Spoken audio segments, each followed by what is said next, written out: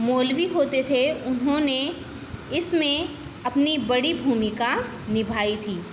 सैनिकों के लिए प्रतीक के रूप में रोटी और प्रजा के लिए प्रतीक के रूप में क्या था? कमल का फूल था।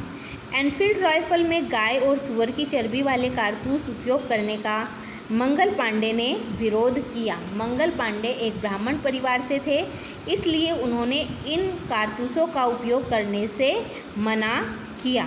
इस घटना के कारण 31 मई को निश्चित किए गए संग्राम की शुरुआत थोड़े दिन पहले ही हो गई थी।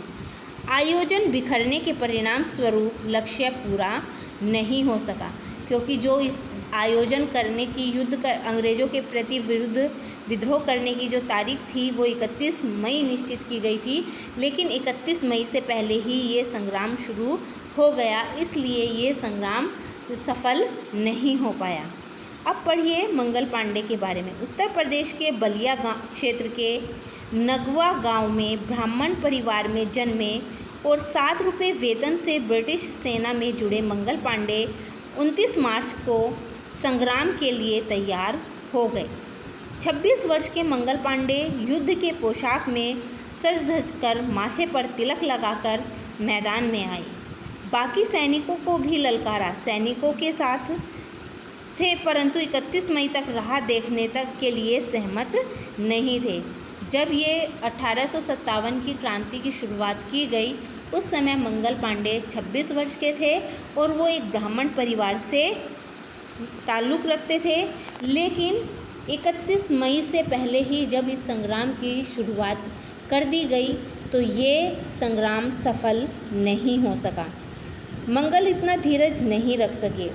उन्हें पकड़ने का आदेश मेजर ह्यूज ने दिया, परंतु कौन माने। मंगल की राइफल ने उसे भून डाला। दूसरे अफसरों को भी मंगल पांडे ने धूल चटा दी।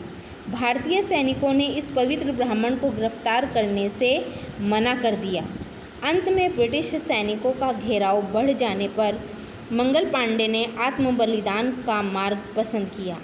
खून से लथपथ सिपाहियों को ताबतोड़ हॉस्पिटल ले जाया गया, क्योंकि उनसे 1857 के संग्राम की जानकारी प्राप्त करनी थी।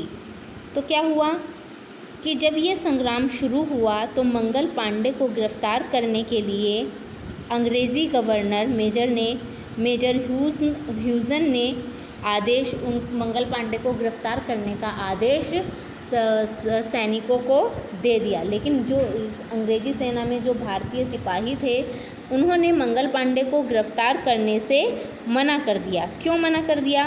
क्योंकि मंगल पांडे एक पवित्र ब्राह्मण थे।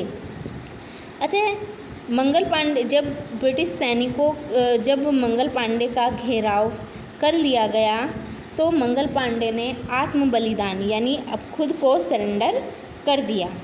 और जो इस युद्ध में सिपाही घायल हुए थे उनको भी हॉस्पिटल ले जाया गया, क्योंकि उनसे 1857 के संग्राम के आयोजन की जानकारी प्राप्त करनी थी।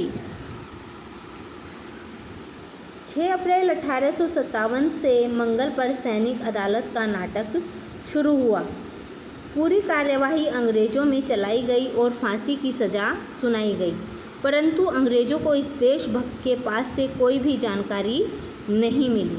8 अप्रैल को सवेरे 5:30 बजे मंगल पांडे को फांसी दे दी गई। इस तरह मंगल पांडे 1857 के संग्राम के प्रथम शहीद बने। तो जब मंगल पांडे ने खुद को अंग्रेज़ी सेना के समक्ष आत्म बलिदान कर दिया, खुद को सरेंडर कर दिया, तो भी अंग्रेज़ी सरकार ने उनको 8 अप्रैल सुबह 5:30 बजे फांसी दे दी। इस तरह से मंगल पांडे का नाम इतिहास में 1857 की क्रांति के अंतर्गत अमर हो गया।